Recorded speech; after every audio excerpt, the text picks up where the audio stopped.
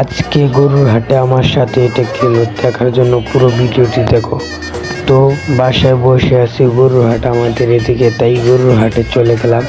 চারদিকে ছিল অনেক গরু, প্রচণ্ড পরিমাণ গরু, আর মানুষের জন্য তো হাঁটাই যাচ্ছে না। গরুটির সাথে কিছু ছবি তুললাম, সাথে তাও ভাই প্রচণ্ড পরিমাণ মানুষ ছিল আজকে হাটে। এখানে কিন্তু অনেক বড় ছোট অনেক সাইজের গরু। হাটের হাসিল ঘরের সামনে ছিল প্রচণ্ড পরিমাণ ভিড়। এখানে ছিল অনেক রকম গরু।